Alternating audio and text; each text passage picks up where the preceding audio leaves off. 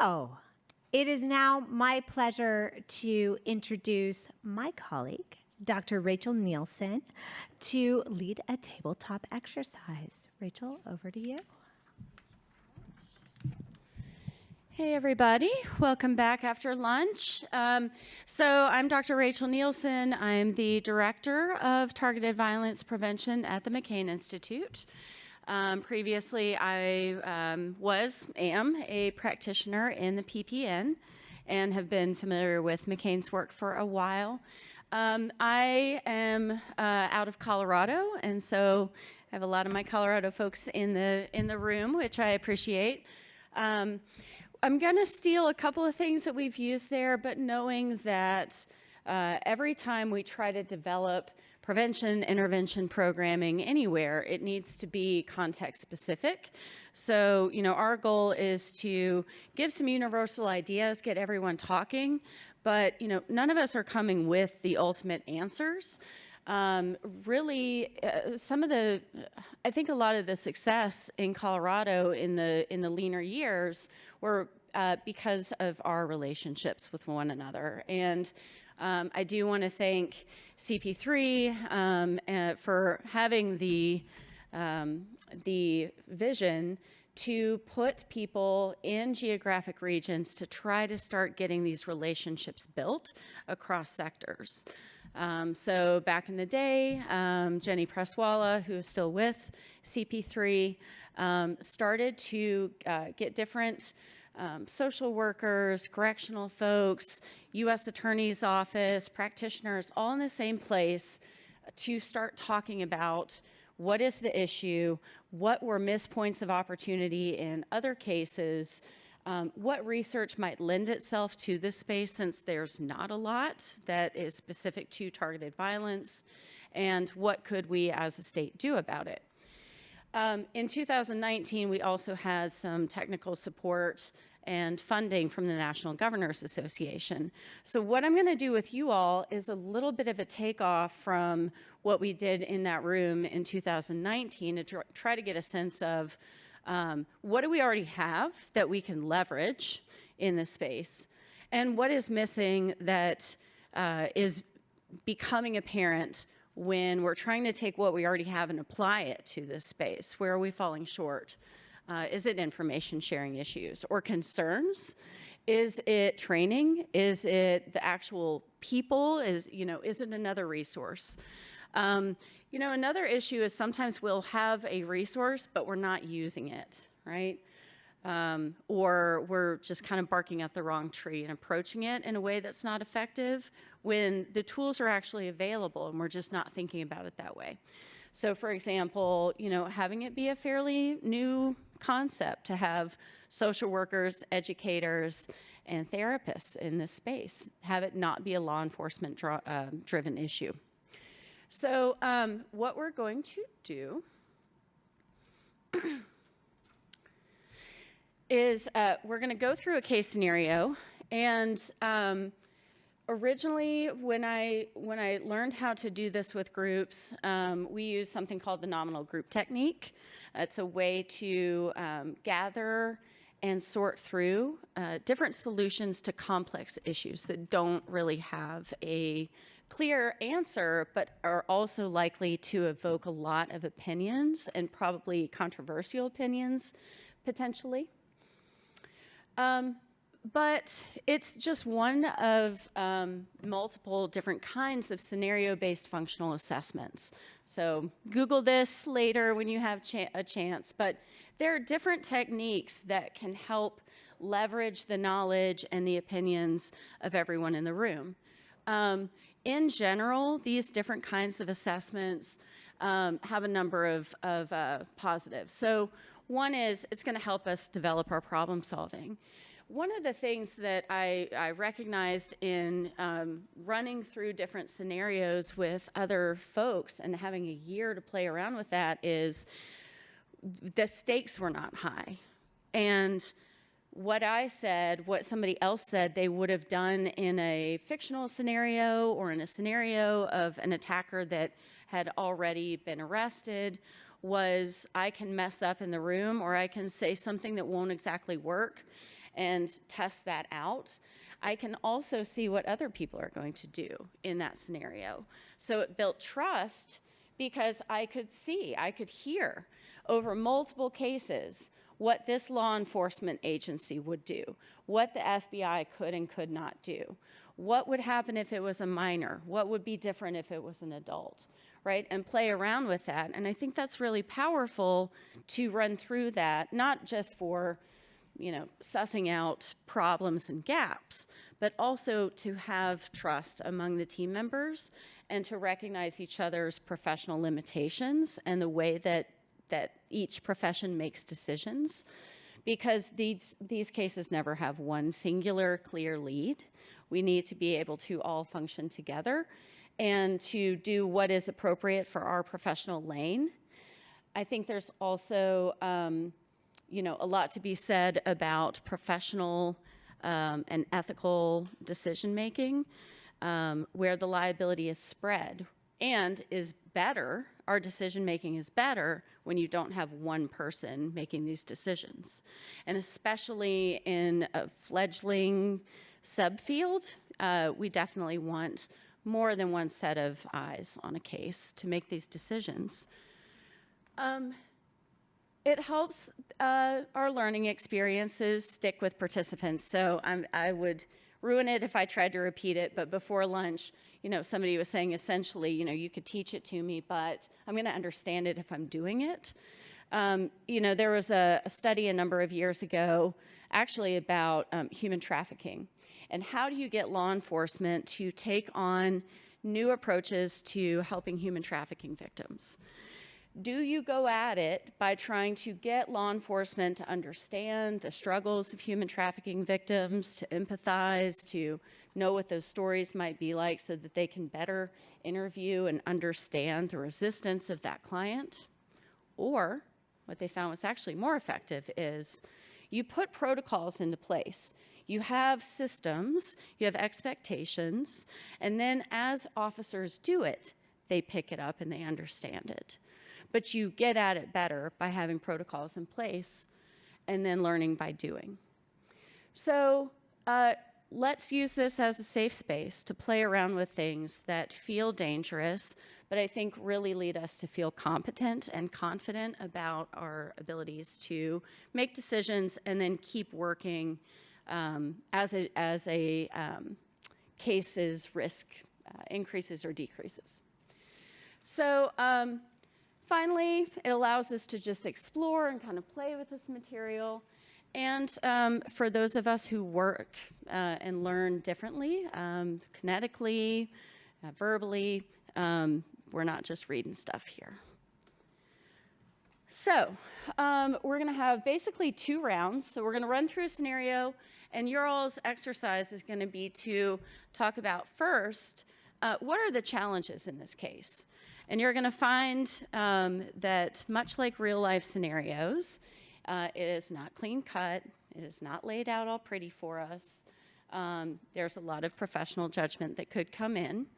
And it should mirror about what it feels like to get a case like this. In fact, you might feel like you have more information than maybe you normally do in these scenarios. And then secondly, we'll take time to go back through and say, given those challenges, what could be done from your professional lens, from your agency's standpoint? So just to run through it, you don't have to remember all of this, but I'm going to read off the case. You can mute me and read it yourself. We're sharing this scenario as well so that you can take notes. But after we go through it all together, then we're going to break up into groups. We were going to do 7 to 9 people. We were thinking, maybe we make it a little smaller, half a dozen. It's okay if it's 6, if it's 7. But the idea is let's throw people together that haven't normally worked together. Also very probably similar to how teams sometimes come together, right? Maybe you know them, maybe you don't, but here we go. And hopefully that everyone's coming from a different lens. One of the main pieces of this that I think is important is that before discussion starts, when we have a case, that we start writing down what concerns us, what we want to know about, what we don't understand, before we have the bigger discussion. And there's an important reason for that. The reason that this is set up to do it silently and then go around in order is because we don't want to go with the first idea. We don't want to go with the first idea that sounds good or viable, and we don't want to go with whoever's voice is loudest and defer. We do much better in managing cases and brainstorming if we do that before we cross-pollinate our ideas. So we will ask you to take a few minutes before you get going with your groups to write down your own thoughts before they get mixed in with everybody else's. Then we'll go around, get your ideas, let you all talk, and then we'll share out and see how similar these groups were. So this is a fictional scenario. This originally, this case has been changed over the years. Originally was given to me as kind of a conglomerate European case. In Europe, their laws are a little different around social services. Age becomes important here in terms of, in some other systems, after someone turns 18, they still have a lot of support and are eligible for services through social systems that are not necessarily true here. We've changed some of it to be a little more California specific, but I think generally speaking, this is representative of the kinds of gray area cases that people run into and struggle with the most. When they're low level, we know what to do with them. When they're about to attack, we know what to do with them. It's those kids and folks in between that we're worried about, and yet, what can we do? So I would encourage you to grab a scrap piece of paper for anybody that wants to kind of jot down thoughts as we're reading through. Some people think and learn that way. And then I will read this off as well. So for the folks online, we will assign you into virtual groups at the end of the scenario. And don't worry, we'll still be reminding you, okay, take a few minutes to brainstorm. Okay, now everybody share an idea. We'll give you the prompts. For the people that are in the room, we're gonna help facilitate the same process, but of course you've got me here to do a little shot calling. So as I'm reading through the scenario the first time, feel free to take notes if you want, if that helps you to keep track. Okay, so it's May 15th. Daniel is an only child and a senior at a local high school outside LA. He's been applying for colleges, and his father is concerned about the status of his applications since he is about to graduate. Daniel has been irritable as the school end nears, and he hasn't wanted to talk to his parents about his future plans in much detail. Maybe not unusual. While he is at school, Daniel's father hops on his son's laptop. It opens to this website, Stormfront. He notices an open thread on the white supremacist website. Daniel calls himself at Goat1488, and he has posted several logistical and travel-related questions regarding an anti-Semitic rally that's being organized by the Action Club. Daniel has been bragging on the site that he is going to go out in a big way at the end of his senior year.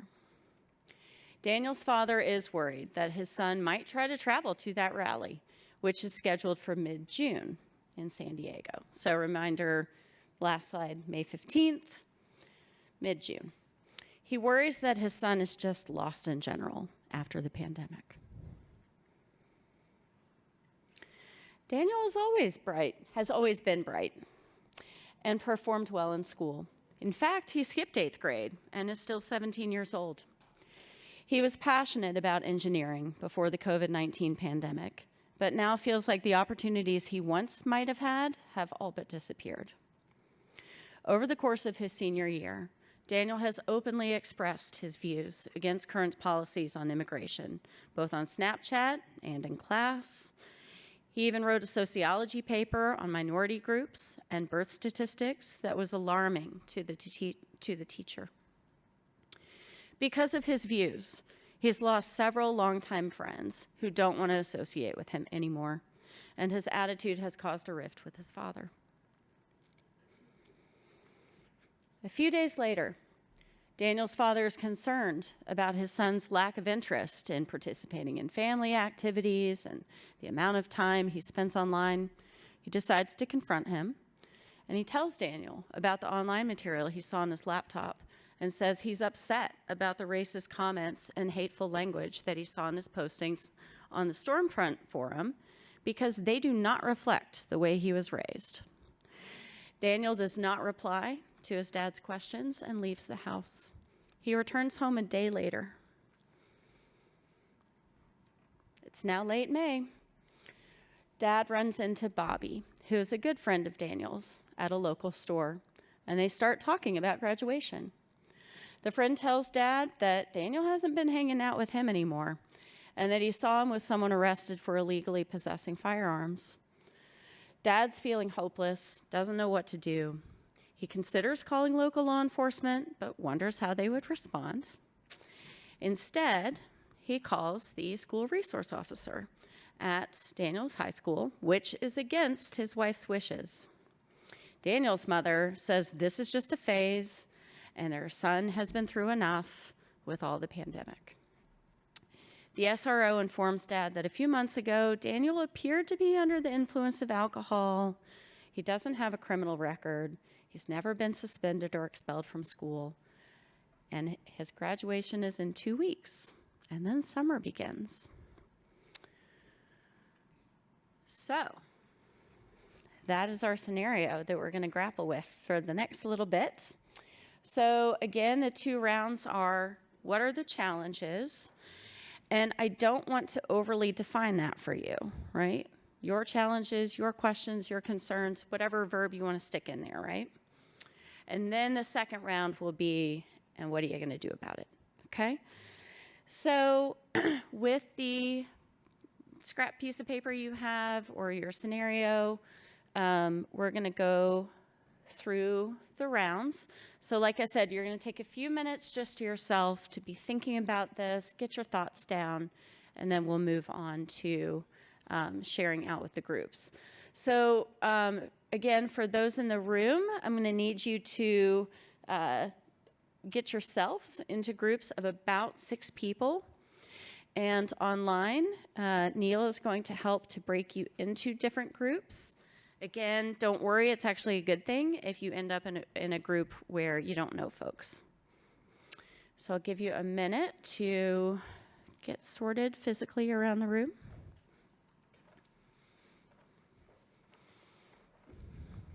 Whoever your closest neighbors are.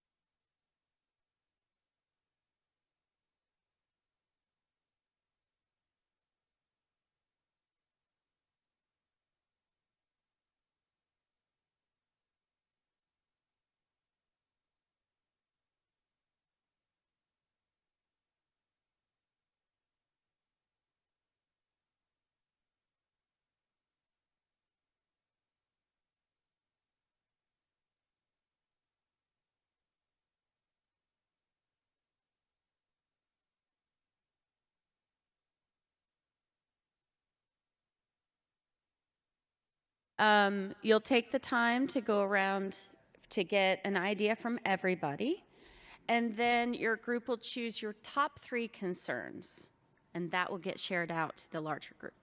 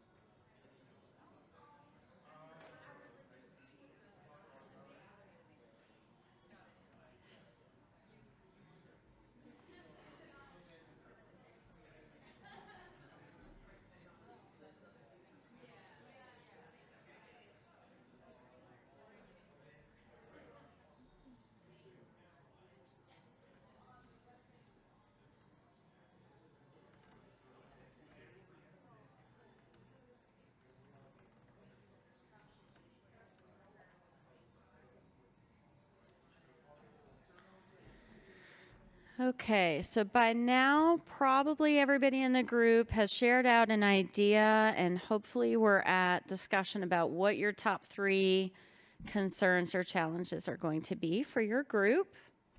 So, how are we doing? Are we thumbs up if you're ready? Okay, still talking. Sounds good. I like that.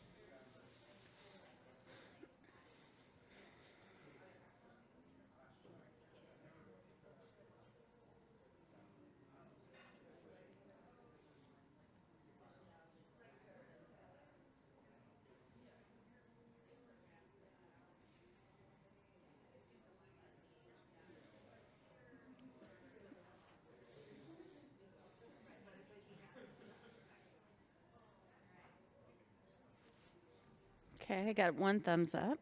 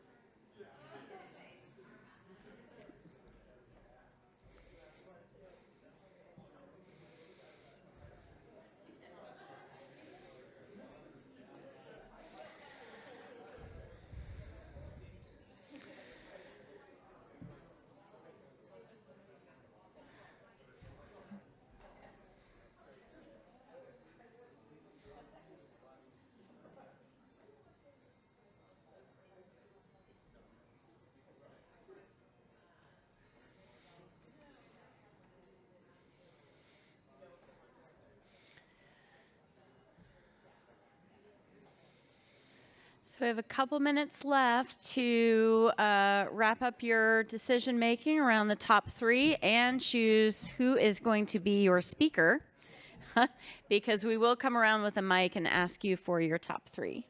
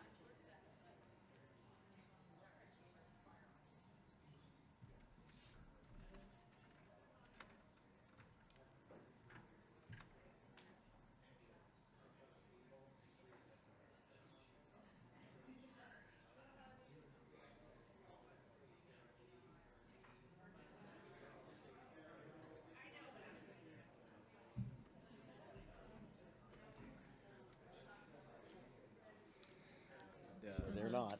We both bark, we both bite, but one is trying to protect them and the other is trying to hurt them. And the wolves would be cunning and conniving to lure them over, to have them think they're there to help them and either devour them, where the sheepdog will bark and bite them to keep them in the thing. So they will gravitate more to the wolf than to the sheepdog. And they will get devoured by it. When they realize they made a mistake, it's too late.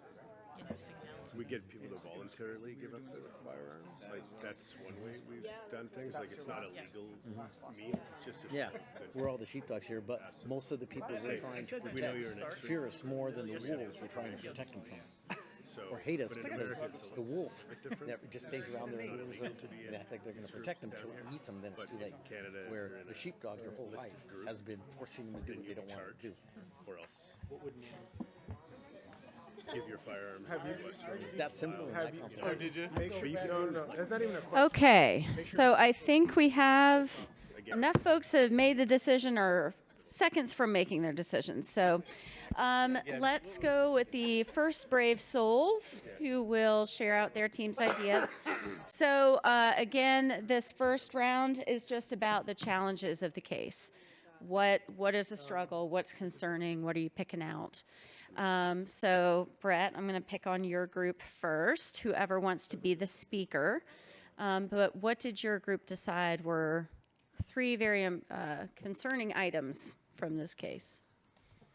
So for us, we chose timeline and everything that goes in with that, lack of pro-social, and then family involvement / engagement. Okay. Do you want to say any more about that to give it a little context about how your team talked about it? Yeah, so with timeline, we've got 2 weeks till graduation. We got the impending rally down south or north, whatever, down in San Diego, currently south of us. Yeah. We got lack of pro-social activities, isolation, friend group loss, involvement in just about everything in life. And then family engagement / involvement. Mom and dad are on different pages about what's going on with kiddo. There's some disparities there as far as who's doing what, how they're approaching the subject. So a united front can go a long way, and some education for the family as well. All right. Thank you so much. Next group that's willing to throw your concerns out. Should we just go to the next table? Is this on?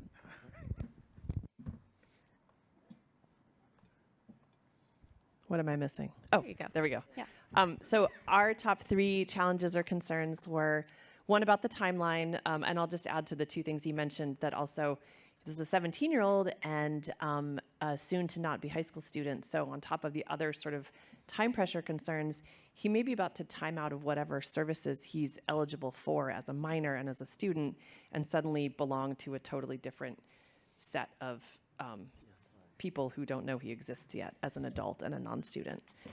Also, we talked a little bit about the challenge that no one seems to be taking this super seriously, except maybe Dad, but Dad brings some of his own, hey, this isn't how you were raised, so it's more of a personal front, or at least a personal front mixed with a concern. Mom seems to be minimizing and protective, and the school resource officer probably is just overwhelmed, but says this is a good student. And so who is it who's concerned enough to piece together all of the different puzzle pieces coming from the internet search and the friend group and everywhere else? And our third concern was, help me out, you guys. Oh, wait, was the threat level? Was also a concern, although that's another one too. The concern that, it's not super clear exactly what level of intervention needs to happen. He hasn't committed a crime. He doesn't appear grossly mentally ill. He hasn't like crossed any really solid lines yet, but it's clear that something needs to happen. And so what is the appropriate intervention, and who is the best person poised to, have a productive and empathic conversation with him?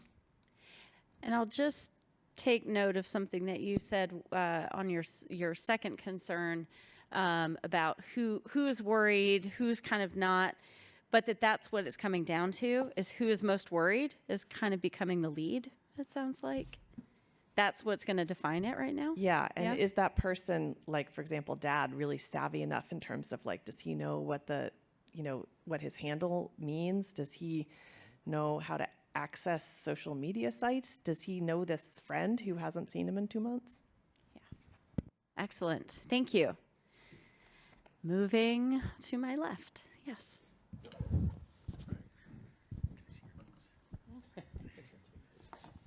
Testing. There we go. Okay. Yeah. So our first concern was the online presence. We also saw it in his handle, GOAT 14 and 88, but there are also 3 distinctly different issues, so maybe he's not entirely focused or hasn't made up his mind yet. The other issue that we saw was that he's been distanced from all of his friends, so he's no longer with all of his friends and everything that he saw. And the third item of concern is that he was hanging out with that individual that is a known weapons concern. So those are the 3 biggest things of concern.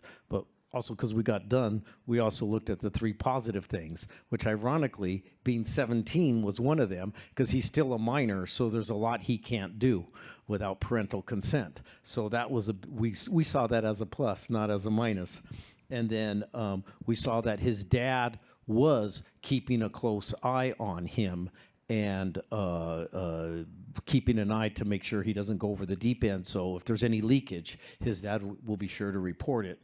And then the third thing we saw was that the school resource officer at least is aware and may not be as concerned as he should be, but at least is aware and knows the kid from before. So that can be a possibility for who they eventually decide to bring in to reach out to this guy.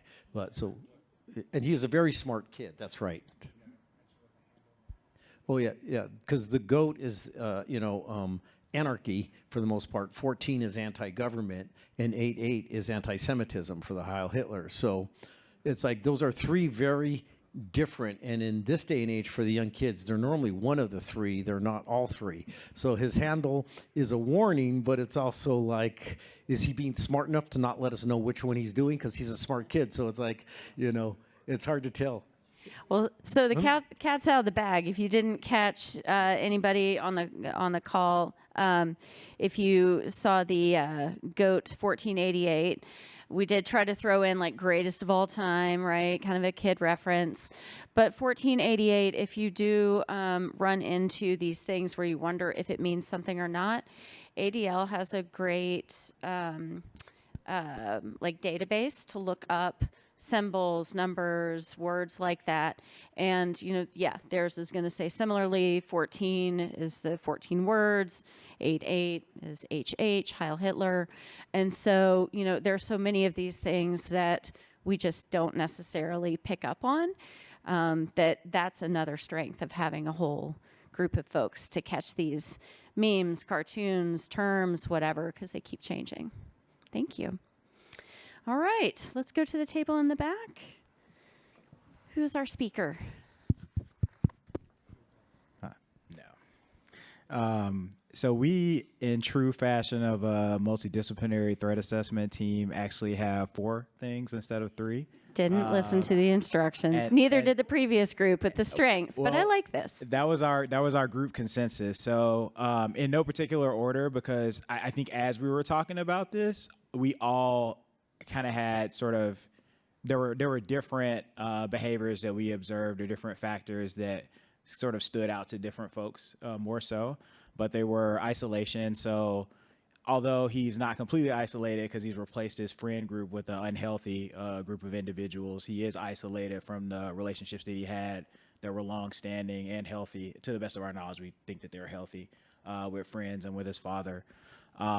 Then we also talked about, as sort of one factor, this both online and offline engagement that he's having with these toxic ideologies, like individuals in the movement and individuals with access to firearms. So like as a whole, it's not just the online or the offline, it's actually the combination of those things, which is actually much more higher risk.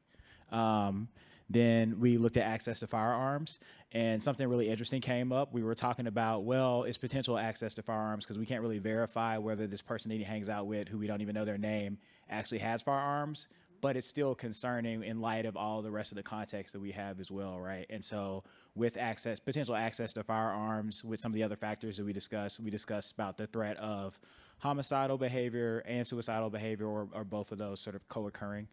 And then the last thing we talked about was breakdown in communication. So talking about how the conversation that was had earlier about the parents sort of being on a different page, but also mainly father's inability to connect with his son about this issue and the way that they were engaging in each other, and like his son not engaging with him as well, like not having a response when he tried to confront him about it, that sort of thing. Great. Thank you so much. And we have one more live group, and then I'll rely on Neil to help us with our online folks.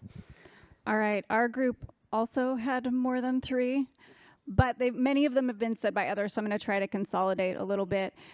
We were very concerned, of course, about the question of the access to firearms. We don't know, and obviously that's an open-ended question that we would want to have answered. We were concerned about that social environment for him, both that lack of pro-social connections as he's becoming socially isolated in the real world with his former group of friends, but what clearly looks like an online engagement with a violent far-right extremist social network. We were worried about his lack of future plans, and the statement he was going to go out in a big way was very concerning, because that both has implications that can sound like either suicide or mass violence. And concerned also about, with that lack of future plans and that imminent graduation, the loss of structure in his life, that he will no longer have a structured day, a place where he has to go and at least interact with some pro-social people throughout the day. And then we were also concerned about the fact that his parents don't seem to be on the same page about the response to take. Excellent insight. Thank you. Over to Neil. Thank you. So we had one shy group in online, but we had one active group, and they identified that their top concerns were people being dismissive. So the mom and the resource officer, clear steps towards radicalization with the website, and vulnerable to that, so views and losing friends. And then lastly, aging out and moving into unfamiliar territory, which is, I know has been said before. All right. Okay, so we've talked through the case. I'm going to keep flipping through the slides for you all just so you can see, the details still. We're going to go back through the same process, but now with actions. So take a few minutes personally. Yes, Heidi.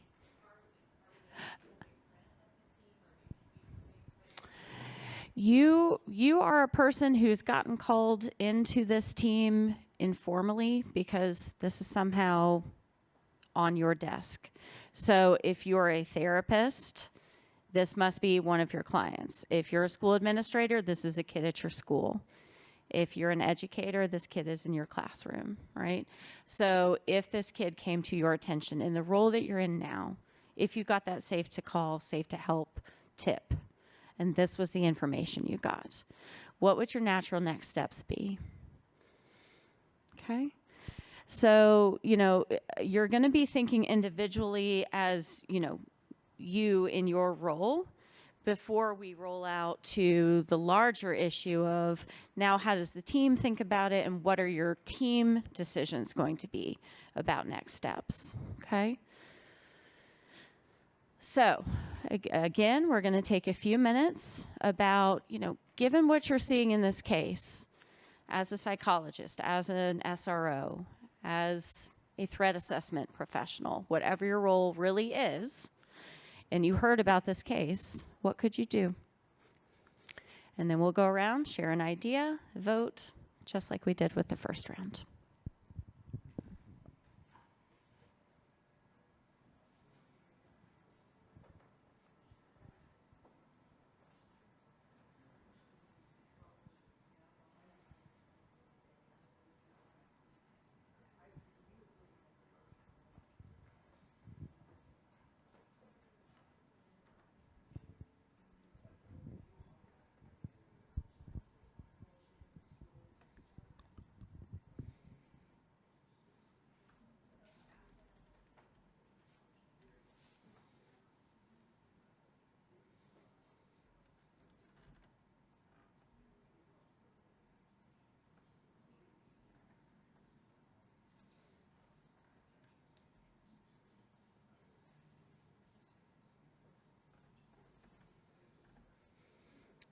I will throw out, this might also be where you need to get more in the weeds about information sharing, about notifications, about assessments, about, the trickiness of his age and the end of the school year.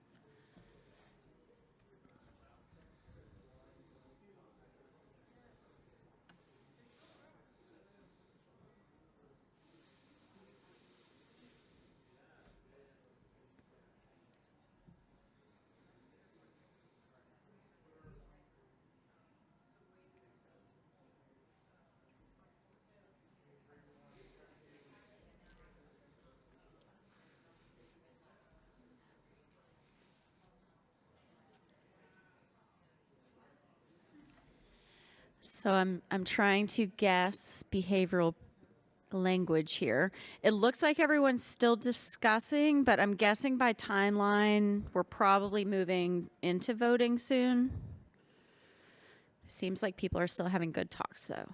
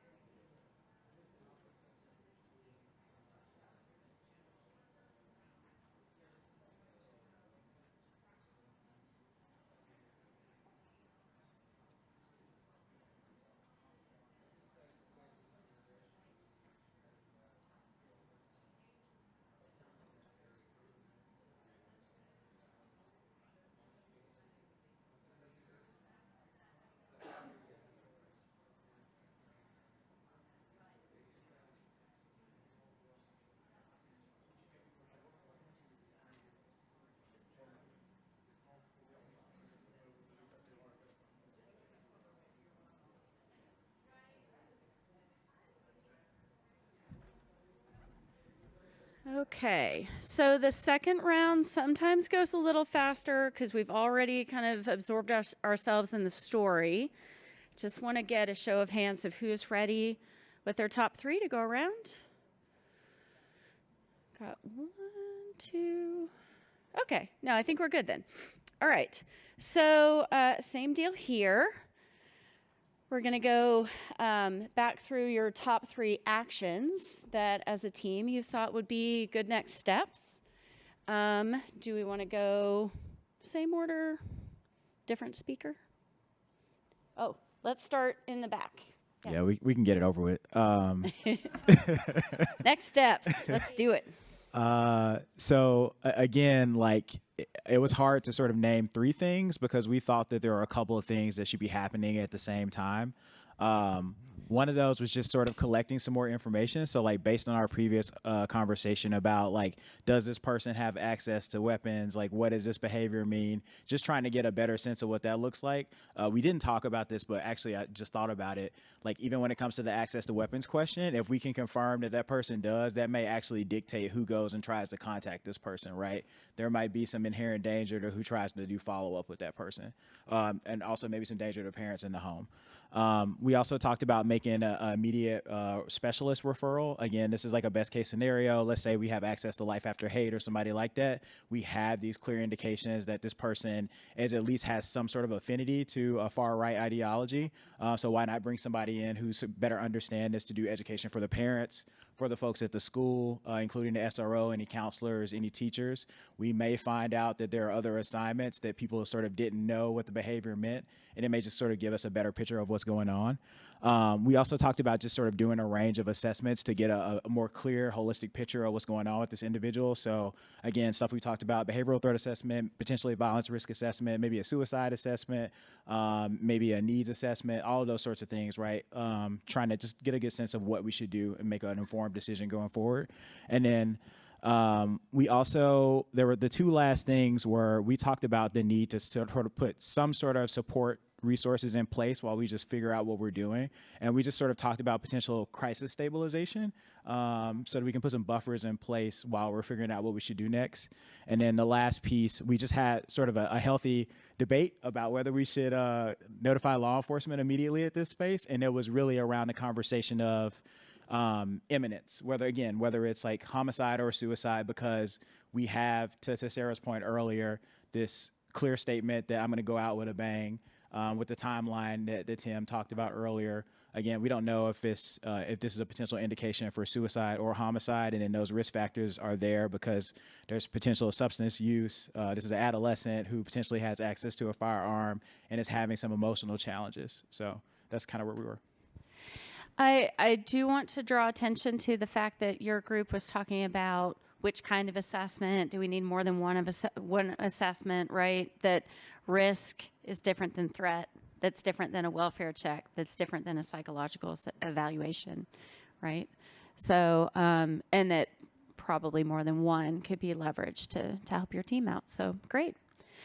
Should we go here? Okay, great. We took pretty much a similar approach, but one of the things we looked at was things can occur simultaneously. You can begin to delve into what level of radicalization has taken place at the same time. But the main thing, the primary thing, the first thing to do is someone needs to sit down with the young man and have a conversation to see exactly where his head is, because there might be some redemption. You may be able to salvage him based upon how far into this he has gone. We also looked at how many people and who should be the best person to have this initial contact. Someone has to have a relationship. And I think oftentimes we defer to whose responsibility is it. And sometimes that's not the best approach. The best approach could be who has the best rapport and can have that conversation with them. The other is looking at putting together or a threat assessment team or process to determine what do we have, where can we go with this, and look at, is there a chance for us to get this young person on the right track. Also, we did agree with if the law enforcement is not already embedded into the threat assessment process.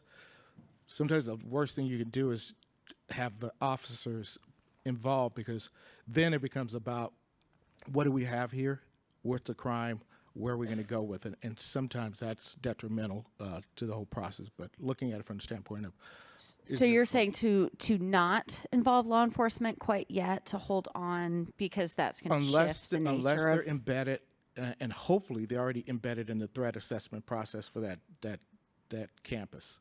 So, but not initially defer to them right off the bat, because that could have some negative consequences. What we also meant by that is also have them active in the background where he's not aware of their involvement, so it doesn't become a trigger for him. That was kind of like the thought behind that, because we want their input and their protection, but we don't want to make him aware of their presence unless, in the case of the school safety resource officer, he already has a relationship with him and he wouldn't feel threatened from it. But we wouldn't bring any additional law enforcement that would be visible to him, the mom, or the dad to create a trigger. Okay. Which sounds like you're kind of thinking, similarly to the last group. And yeah, so Where things have to go is the officers have to be embedded already. If you're bringing them in as a result of this is what we have, as opposed to sitting at the table and being a part of the ongoing threat assessment process and become familiar, it's too late. Okay. Thank you. Who's ready to go next out of our live group? How about now? Our table has representatives from education, public health, and the federal government, so we all see this through different lenses. As far as the federal government's concerned, I'm with CP3, and the next step that could be taken might be to look through the Prevention Practitioners Network to find out what of those 900 organizations Yes, can be sir. helpful at a local level. Yes, we're funding it, but that's not why I'm saying it. But I mean, everybody has a different lens, and we're trying to leverage the tools that are out there, and identifying what services are available in the geographic place where this person is something that I would be doing in my role as a field representative. But I'll turn it over to my public health and my education colleagues for their lenses as well. One of the things that we talked about representing Get Safe in the community side of things is the dad was identified in our group as being a key leverage point. He has a lot of information, but he likely does not have the resources to be able to gain support, and to be able is probably the most likely to report if this escalates. So things that we could give him of tips to look for, like if a firearm actually enters the house, that raises the level of what's going to be happening. So to provide that more community-based and understandable piece for him to be on the lookout, and hopefully get other people that have already been identified in the scenario also being able to assess the situation before it can escalate, then that gives us an opportunity to hopefully stop something before it ever gets into all these other levels that we also discussed. Oh, is this the? I guess this is the route for our team. I had a very specific one, just trying to keep myself relevant, which was that because of this kid's age and the fact that he's exhibiting some symptoms of social withdrawal and isolation and falling off the social curve of interaction, that he should be assessed for a psychotic disorder, which is very, very rarely the cause of threats of mass violence, but he is the age where it strikes young men, and that needs to be ruled out, because if this is indeed like the prodromal phase of schizophrenia, and that's what's leading him into these strange beliefs and this sort of change in personality, that is a very different pathway than the sort of community and peer-based pathways that he probably will need to embark on.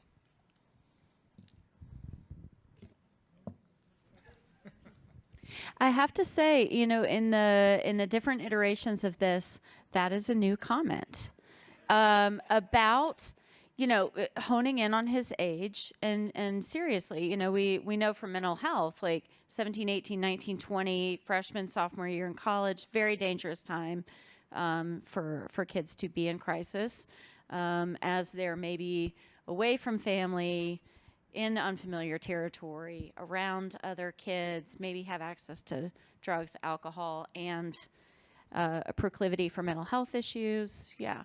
So I think that's wonderful that you raised that point.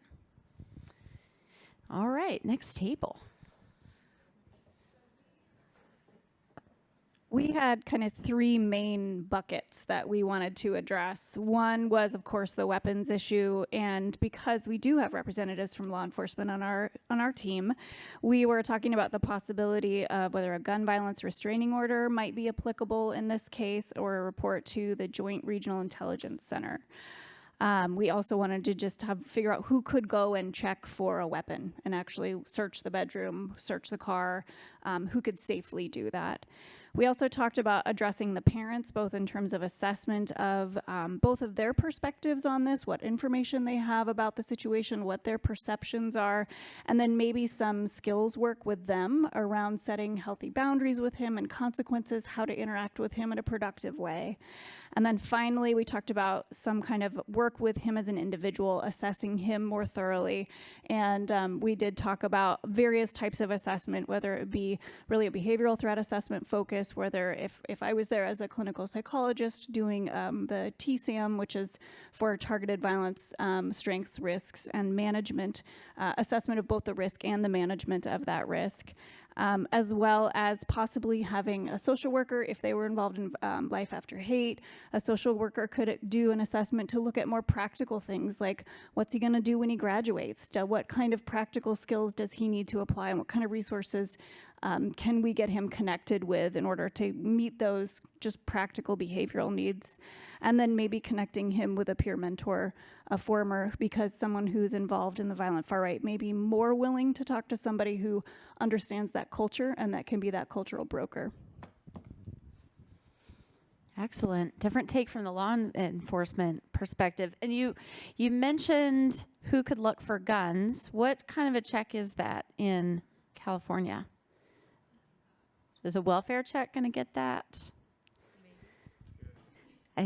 I was eavesdropping a little bit on your group, and I heard some discussion around that. Consent. Yeah, it would really depend on the welfare check. I mean, we would try to get consent and cooperation as much as possible, but based on what's being described as how our young gentleman is being, I don't think he's going to be cooperative. But if it's the parent's home and the parents are the ones who can give us consent, then and they want to comply and work with us, then I think that's the route we would try to go. Same with, did we talk about social media? Yeah, like if we want to look at the social media, but the kid's not consenting or wanting to show it to us, then the parents can just take his electronics and hand it over to us so we can take a look at it. Okay. I will add, so much of social media is open source that a lot of the people that are doing this are not, well, at least initially, are either not savvy enough or don't care and want to broadcast it enough to have it on open source platforms. Now, you do have some folks that they go encrypted and, we're relying on, hopefully someone seeing that and reporting because it is deeper than we can see. But for folks that are looking at kids doing, threat assessments, so much of that is just there. And there are ways to put in search terms that will hit different platforms. So you're not going on Instagram, going on Facebook, going on Snapchat, right? And don't do it on your own account. Don't come to everybody else's radar by doing your searches. The other reason that I raised the issue about is this a welfare check is, actually we're in a state where there was a classic example of that, right? So Isla Vista, there was a welfare check done, but because of the way that it was called in, they're making sure that that kid was okay, not doing the weapons search, and then he committed his attack. So we need to be really specific about what we're asking for and why we're asking for it. And if we have someone who's suicidal, could they do that in a public place or take out other people with them? Or if they're homicidal, are they also suicidal? You're just hearing about the anger towards others. These things go hand in hand with people in crisis. Okay, what other groups do we have? Yes. So the first thing that we thought of is that somebody needs to sit down with this kid and get his views on things, get his thoughts, see how he's thinking, see what his thinking is as far as the future goes. And then our second one was to get a multidisciplinary team together to evaluate what he's told us. What was our third one? And then the third one was to identify somebody in his life that could make an approach to him, since Dad doesn't seem to be willing to or isn't able to connect with this kid. Yeah, he's trying, but it's not very effective, seemingly. So you're starting out in a very natural place. Have a conversation, see how it goes, right? And with all of these things, we're testing it out. We're seeing what works, what doesn't, and then we go back to the drawing board. All right, Neil, if you can help us out with our folks online. Happy to.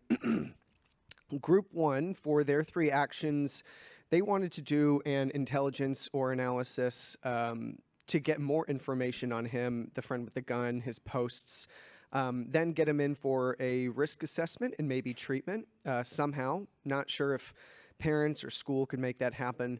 And then more conversations with school. Might have been other flags. We also then had another group 2. Their 3 actions were, if an administrator, if a school has a behavioral threat assessment and management team and process along with the SRO, they should conduct a threat inquiry to include collateral information, friends, parents, teachers. Due to potential weapon access, the SRO follow up with local agency and law enforcement in other communities. School team to reach out to therapists if available. If this came to the community therapist from phone call from Dad to a therapist, therapists might not know about the school component or about the threat assessment. So therapists should try to schedule a family session, support youth, but also assess the perspective and thought process, emotional control. So if there's a concern about suicidality or homicidality ideation, then possible hospitalization. If they refused a family session, the therapist has collateral contact with both parents. And if concerning behaviors became known to the therapist without the threat assessment training, they have to decide to exercise their duty to protect, contact law enforcement, and possibly also the school. Great contingency planning, right? Which is how it ends up, right? You start there and then you figure out what they respond to and what they don't. So thank you all for thinking so thoroughly and sharing your lens. I think we came up with a lot of different answers, different approaches, but all valuable. And this is really what we see as the answer, is that, you know, we are taking all of these approaches and seeing which kids respond to what things to get them off the pathway to violence. So we've talked, you know, we've brainstormed, okay, what would I personally be worried about? What would I do possibly as a next step? What would I within a team think about and do? What about your organization as a whole? So this is what I'm going to leave you with, is to consider, you know, as of today, if this case came to your organization's attention, if it was referred to you, how would you respond given what you already have in place? So, you know, if you're part of a gang unit and somehow this ended up coming to your attention, are those services actually going to meet this kid's needs or not, right? Does your school have safety planning and threat assessment and management services that are robust enough to handle this, et cetera? Secondly, what does this start to get you thinking about in terms of who else might be valuable at the table to help with an intervention, to help with assessing the case, with being a positive influence, right? We wanted a mentor. We wanted to find maybe not necessarily who was like the lead because they're most responsible ultimately, but who's the lead because they're influential and may have the best outcome. So who are you not talking with that could be leveraged in this space? A lot of folks, until they go to a training or they end up with a case, they don't see themselves in the work. And then they go to the training and they're like, oh my gosh, I see these cases all the time. I just didn't think about it as quote unquote targeted violence.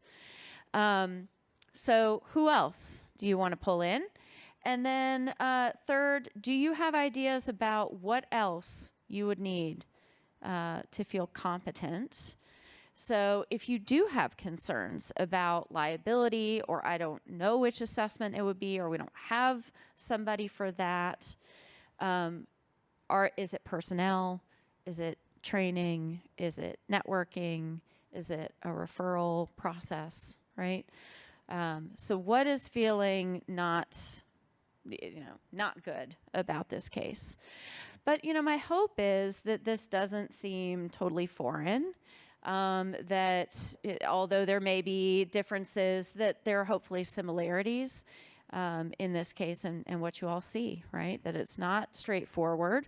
There's not one clear lead. There's not one intervention. There's not one reason this kid is struggling. It's multiple, right?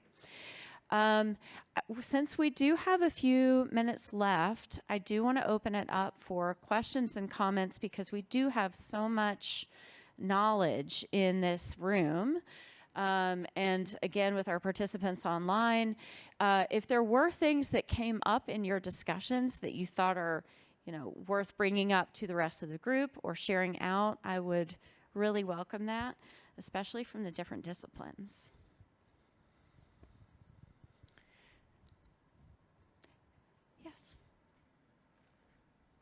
Oh, you still have it. I still have it. I don't really know where to look, but I can turn this way.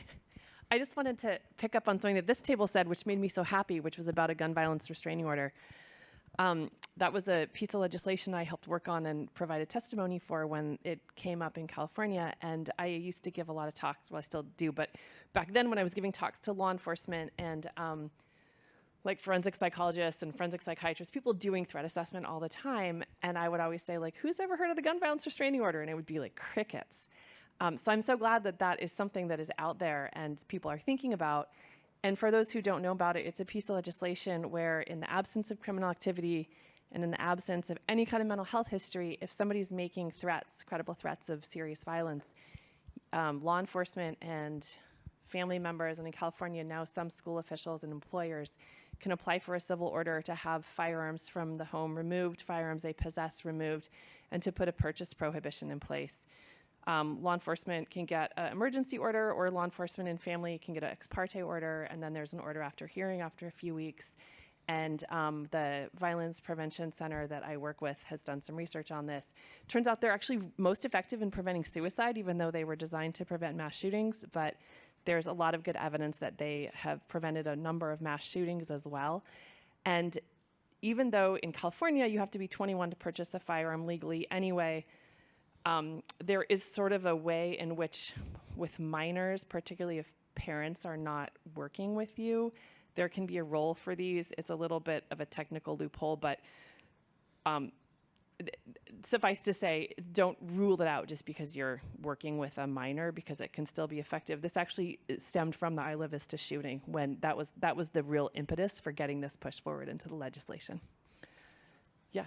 So we were at a training in San Francisco, and that came up. I just was going to ask, because we were all kind of confused, when can the weapons be returned? So at the hearing, the respondent will have a chance to testify, and the judge can return them at that time, or the judge can extend the order. I think it's like 6 months, a year, and now there's a 5 years, or it can get renewed every year.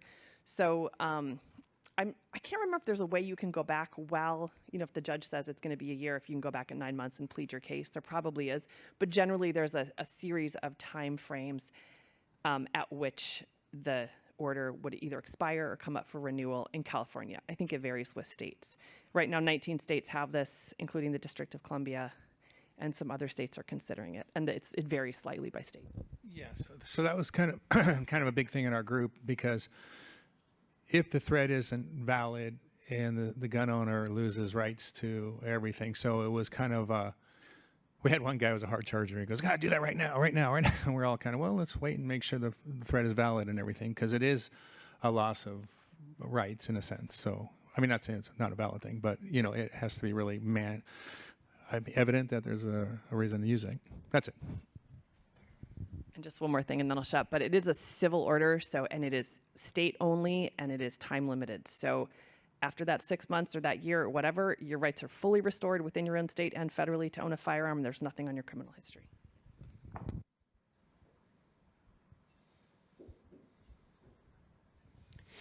Thank you. So even though that sounds like it's California specific, you know, 19 other states. Sorry, I missed that part. You know, with ERPO laws and whatnot, I mean, I've also heard some creative things around essentially storage lockers that can be used for guns where, you know, friends, family, civilly, you can opt to have your guns put away voluntarily for a portion of time. And I'm not surprised, and I'm very pleased that it's helping the suicide rate as much as it is. Other thoughts, comments, questions?